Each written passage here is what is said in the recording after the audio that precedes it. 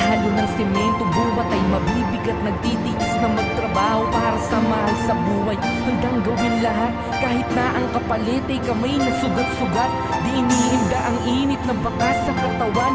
Iniisip na kailangan makipagsapalaran. Maraming nakapaligid na utang na bayaran. Tubig at kuryente at araw-araw na hulugan. Kailangan kong pumayo, di baling magpahinga. Pag di ako gumalaw, kawawa aking mag-ina. Aminado na mahirap, kailangan magtiis. Upang ang nasa paligid ay sa'kin di mainis. Walang di ko kaya, basta pag-usapan na pamilya. Kakayanin ang lahat, ang sumuko di mo makita. Magdumi man at tignan, paalagi putikan. Kami ay kumikita sa malinis na paraan. Pinagmamalaki ko na ako'y construction worker. Mahirap ang trabaho pero di ako titigil. Kailangan tiisin ang pamilya, mairaos. Lahat kaya kong gawin, kapalit man ay mapagod. Pinagmamalaki ko na ako'y construction worker. Mahirap ang trabaho pero di ako titigil. Kailangan tiisin ang pamilya, mairaos. Lahat kaya kong gawin, kapalit man ay mapagod. Sigawan naman ako ng nakakataas sa trabaho.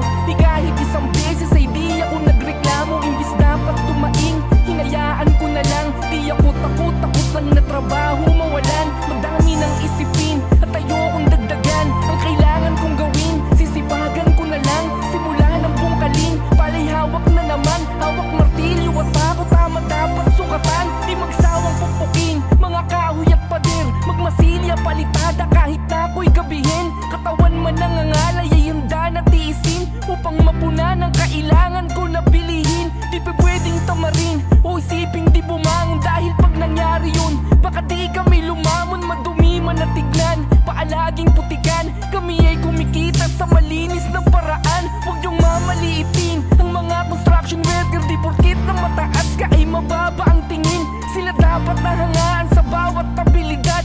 Sila lang ang dahilan kaya maganda ang syudad.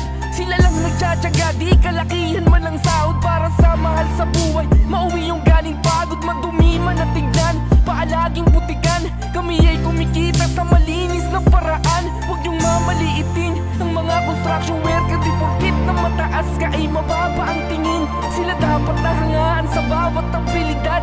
Sila lang ang dahilan kaya maganda yung syudad. Sila lang nagtsatsaga, di kalakihan man ang sahod para sa mahal sa buhay. Mauwi yung